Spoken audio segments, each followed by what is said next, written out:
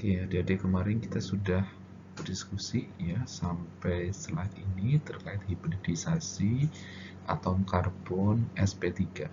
Ya, kemarin saya sudah menjelaskan bahwa saat keadaan dasar ya atau ground state, konfigurasi elektron dari atom karbon itu kan 2s2 2p2 ya, elektron valensinya. Kemudian kalau kita lihat tingkatan energinya berarti 2s ya berada pada tingkat energi yang lebih rendah dibandingkan 2p. Jadi kita letakkan terlebih dahulu 2s ya, sepasang elektron, kemudian 2p-nya ada 2 elektron ya. Bisa px, py gitu ya. Kemudian pz-nya kita kosongkan. Kemudian ketika terjadi eksitasi, satu elektron dari tingkat energi lebih rendah akan naik ke tingkat energi yang lebih tinggi. Ya, jadi nanti satu elektron dari orbital s akan naik ke orbital p ya, sehingga nanti ada satu elektron pada orbital 2 pz ya. Misalkan ini kita sebut sebagai px ya, ini py, ini pz ya, ada satu elektron yang masuk ke orbital pz. Kemudian ketika orbital s dan orbital p terhibridisasi ya, berarti nanti menjadi sp3 ya, satu elektron dari s ya berkontribusi di sini, satu s ya, kemudian ada 3p ya, ini dari 3p, ini 1s, ini 3p ya, makanya menjadi orbital sp3 ya. Dua di sini apa maknanya adalah ini kulitnya ya, kulit kedua dari si atom tersebut. Oke, jadi ketika membentuk satu ikatan, itu kan satu ikatan terbentuk dari 2 elektron.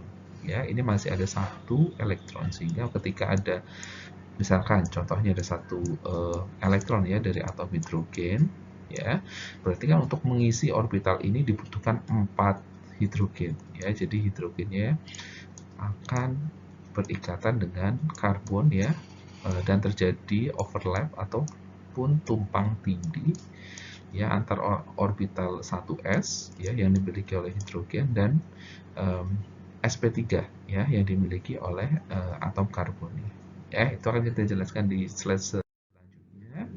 Ya, ini contohnya adalah metana ya. Metana kita ingat ya, CH4.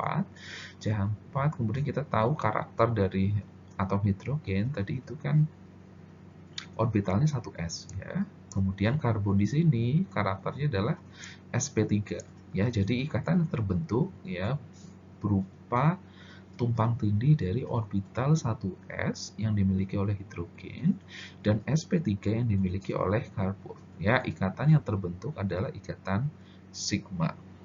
Oke. Kemudian bagaimana dengan alkena ya? Tadi alkana yang kita diskusikan ya. Kalau alkana ini contohnya paling sederhana yaitu etilen ya, etilena. Ini ada 2 karbon ya yang berikatan menggunakan ikatan tangkap. Kemudian setiap karbon ya karena sudah berikatan 2 dengan karbon yang lain, berarti kan tangannya sisa 2 ya. Sisa tangan tersebut digunakan untuk berikatan dengan hidrogen ya. Bagaimana hibridisasinya ya? Hibridisasi yang terjadi pada ikatan rangka 2 kita kenal sebagai sp2. Kenapa bisa sp2? Kita coba jelaskan ya. Jadi yang pertama pada keadaan ground state atau keadaan dasar sama ya. Jadi 2 elektron pada orbital s dan 2 orbital pada orbital p. Kemudian saat tereksitasi, satu elektron ini akan pindah ke orbital yang lebih tingkat energinya lebih tinggi ya. Ini sama ya, yang membedakan adalah saat sp2 ya, sp2 berarti satu elektron dari orbital s ya dan 2 elektron dari orbital p. Nah, bagaimana dengan satu elektron lagi Pak yang ada di orbital p ya? Satu elektron itu menjadi elektron bebas ya. Elektron bebas ini akan membentuk ikatan pi ya. Kalau sp2 itu nanti akan membentuk ikatan sigma ya. Kalau yang elektron pi ini akan membentuk ikatan pi ya. Nanti hibridisasinya ya, dari sekali lagi saya ingatkan, ini 1S ya, kemudian 2P, sehingga kita tuliskannya menjadi SP2. Oke, kita lihat contoh ya untuk jenis ikatannya. Misalkan kita punya molekul etilen tadi ya, molekul sederhananya alkena. Oke, mungkin saya gambarkan ya biar adik-adik juga ingat ya, etilen seperti ini ya. Tadi di awal sudah dijelaskan strukturnya seperti apa.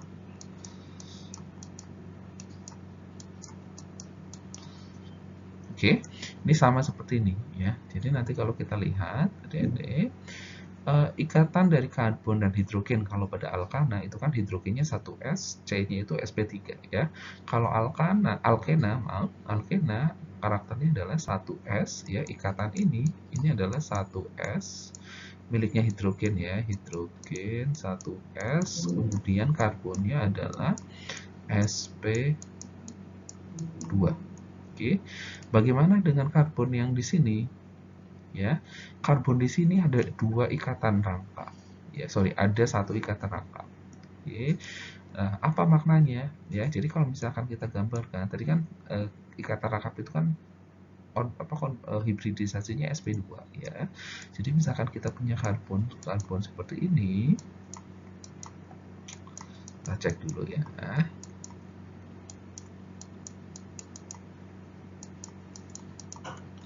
Nah, jadi untuk ikatan rangkap dua ini, satu ikatan merupakan ikatan sigma yang terbentuk ya dari karbon. Nah, karbon di sini ya, orbitalnya ya merupakan hibridisasi sp2 dan karbon di sini juga sama ya, C sp2. Oke, kemudian nih ikatan sigma ya. Nah, kan sp2 tadi kan masih ada elektron pi ya. Nah, elektron pi-nya nanti akan berikatan ya. Sini elektron pi, ini ya, elektron pi, satu elektron akan berikatan dengan elektron pi pada karbon yang lain ya. Ini saya coba arsirkan. Ya, ini antar elektron pi berikatan menjadi ikatan pi. Ya, bagaimana pi ini bisa terjadi? Ya, pi ini berarti terbentuknya ya dari karbon ya, atom karbon ini oleh orbital 2p ya, dan karbon ini dari orbital 2p juga. Ya. Jadi nanti adik-adik harus bisa menjelaskan ya bagaimana terbentuknya ikatan sigma dan bagaimana terbentuknya ikatan pi dari molekul etilen ya, dalam hal ini alkena. Oke. Kemudian kita lanjut ya ke alkuna ya. Alkuna ikatannya nambah satu ya, menjadi ikatan rangkap 3. Nah, kalau pada alkuna ya kita sama ya, pada keadaan dasarnya sama, ada 2 elektron pada orbital S, 2 elektron pada orbital P ya. Jadi ada yang masih bingung kenapa bisa seperti itu. Cek lagi ya tabel periodik unsurnya ya, konfigurasi elektron dari karbon itu kan kalau secara utuh ya, ada 1s2, 2s2, 2p2 ya. Kemudian elektron valensinya ini yang kan merupakan elektron terluar ya dalam suatu atom. Oke, sehingga itu yang berpengaruh ya terkait sifat dari atom tersebut ya. Contohnya misalkan, dari masih ingat ya di tabel periodik unsur kan si elektron valensi itu bisa menentukan periode, bisa menentukan golongan ya, berapa banyak sih jumlah ikatan yang bisa terbentuk. Sama ya, nanti satu elektron dari orbital S akan tereksitasi ke orbital P ya, ini. Kemudian orbital S dan orbital P akan terhibridisasi ya, tapi ini satu saja ya, dari satu elektron orbital S dan satu elektron pada orbital P ya, yang akan terhibridisasi, sehingga ada dua elektron ya bebas yang ada pada orbital P. Oke, jelas ya bedanya sp3, sp2, sp. Kalau sp3 berarti satu elektron disumbangkan oleh orbital S, 3 elektron disumbangkan oleh orbital P. Ya, kalau sp2 berarti satu elektron dari orbital S, 2 elektron dari orbital P. Kalau sp, satu elektron dari orbital S dan satu elektron dari orbital P. ya. Kemudian bagaimana kalau misalkan kita menggambarkannya asetilin, ya. Ini golongan alkuna, ya, etuna berarti kita kenal, ya. Oke, berarti etuna itu cara saya gambarkan strukturnya seperti ini, ya. Jadi nanti kalau karbon hidrogen di sini ikatannya apa, ya? Ikatannya berarti karbon di sini, ya, orbitalnya adalah sp. Bisa ditulis, ya, 2sp juga boleh, sp juga boleh, ya. Kemudian hidrogen 1s, ya, 1s, ya. Kalau misalkan kita mau nulis 2sp juga boleh, ya. 2s karbonnya, ya, dari orbital s2sp, hidrogennya 1sp, overlap, kemudian membentuk suatu ikatan, ya. Bagaimana dengan ikatan rangkap 3 ini, ya? Jadi adik-adik perlu ingat, setiap misalkan, ya, setiap rangkap, ya, salah satunya pasti adalah ikatan sigma, ya, sigma yang terbentuk dari orbital sp, ya, baik itu sp, sp2 maupun sp3, ya. Jadi kalau misalkan saya gambarkan lagi, ya, strukturnya di bawahnya, ya. Jadi ikatan sigma yang terbentuk antara karbon dan karbon ini, ya, ikatan sigma ini adalah terbentuk dari ya, saya tulis di bawah, ya, ikatan sigmanya itu merupakan tumpang tindih, ya, dari orbital 2sp dengan karbon, ya, sebelahnya dengan orbital 2sp juga, ya. Bagaimana dengan elektron pi-nya, Pak, yang sebelumnya? Ya, elektron pi sebelumnya kita gambarkan seperti ini, sama seperti sp2, ya. Jadi kita gambarkan vertikalnya dulu. Vertikal, ya. Ini merupakan ikatan pi yang pertama, ya. Ini ikatan pi yang pertama, ya. Ikatan pi yang pertama itu adalah 2, ya. 2, sorry, karbon dulu, ya. Karbon 2p, Y, karbon 2py, ya. Itu ikatan pi yang pertama. Ikatan pi yang kedua, ya, ini secara horizontal, ya, kita gambarkan seperti ini, ya. Jadi pi yang kedua ini adalah ini pi juga, ya, 2pz, ya, karbon 2pz dan karbon 2pz, ya. Jadi setiap ikatan rangkap pasti salah satunya adalah ikatan sigma, sisanya ikatan pi. Jadi kalau ada ikatan rangkap 3, berarti satu ikatan sigma yang terbentuk dari tumpang tindih, ya, orbital 2sp, ya, 2sp, satu ikatan pi, ya, terbentuk dari karbon 2pz, ya, elektron pz, kemudian karbon sebelahnya juga 2pz, ya. Ada lagi satu lagi ikatan pi-nya, ya, dari karbon 2py dan karbon 2py, ya. Jadi kalau ikatan rangkap 2 berarti satunya ikatan satunya, iya benar, satu ikatan sigma, satunya ikatan pi, ya. Ikatan, kalau di ikatan rangkap berarti ikatan sigmanya terbentuk dari sp2 sp2, ya. Kemudian tapi kalau ikatan pi-nya dari apa namanya, py, ya, karbon py dan karbon py. Jelas, ya. Jadi perlu diperhatikan kapan itu terbentuk ikatan sigma dari ikatan pi, ya. Kalau ikatan sigma itu lebih kuat daripada ikatan pi. Jadi ikatan pi-nya mudah putus dulu, ya, baru nanti ikatan sigma, ya. Nanti kita jelaskan perbedaannya. Ini contohnya, ya, hibridisasi antara sp, sp2 dan sp3, ya. Kalau sp itu bentuk molekulnya atau geometrinya itu linear, sp2 itu trigonal planar, sp3 tetrahedral, ya. Kemudian ini kita bisa lihat, kalau lihat persentase S karakternya, ya. Kalau misalkan alkuna tadi kan hibridisasinya sp, ya.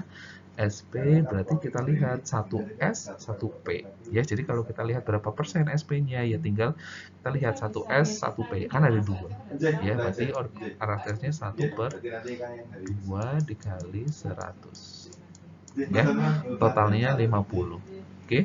Kalau SP2, 1S, 2P, ya, artinya 1/3 dikali 100, ya, 33,3%. Kemudian sp3, ya, 1s, P-nya ada 3, ya, berarti 1/4 kali 100%, hasilnya 25.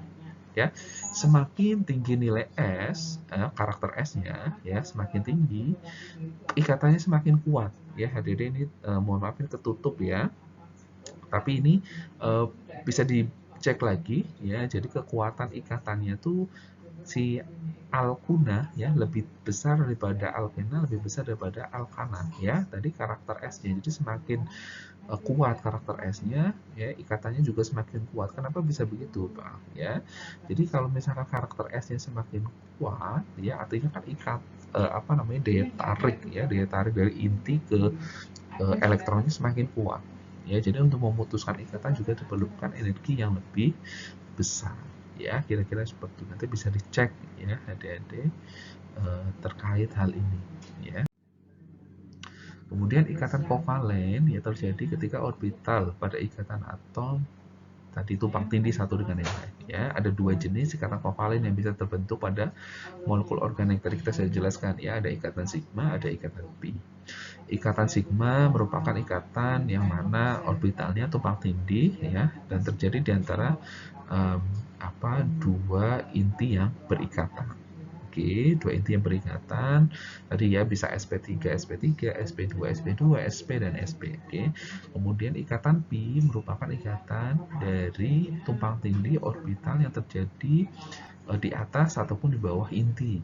Ya, tadi bisa elektron pi-nya, ya, bisa di sp2, berarti elektron pi-nya 1, ya. Kalau di ikatan rangkap 3, ya, yang sp, pi-nya ada 2, ya, bisa secara vertikal, bisa secara horizontal digambarkannya.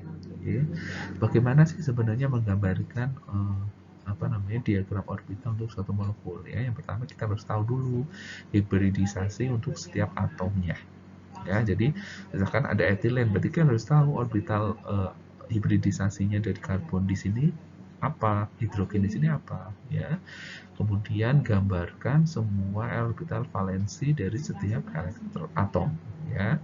Kemudian tentukan orbital mana yang akan tumpang tindih untuk membentuk suatu ikatan. Oke, jadi dalam misalkan dari etilen sini, ya, dia nanti bisa tentu gambarkan orbital valensinya, ya, hibridisasinya dulu, ya.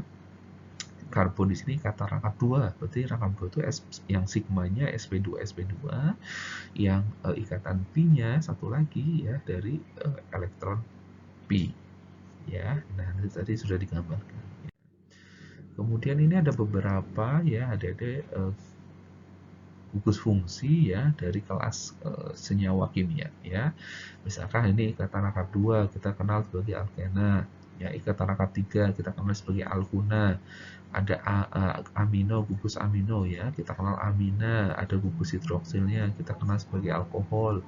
Ada alkoksil grupnya, ya, kita kenal sebagai eter dan sebagainya, ya. Nanti bisa dicek kembali, ya. Bagaimana dengan amina, ya? Amina kita ingat, ya, elektron valensi dari nitrogen, ya, memiliki konfigurasi 2s2 2p3. Oke, jadi kita sama tuliskan 2s selalu di bawah, ya, karena tingkat energinya lebih rendah dibandingkan 2p, ya. Ingat aturan Hund, ya, aturan Hund ketika mengisi elektron, ya, selalu dimulai dari tingkat energi yang lebih rendah. Oke.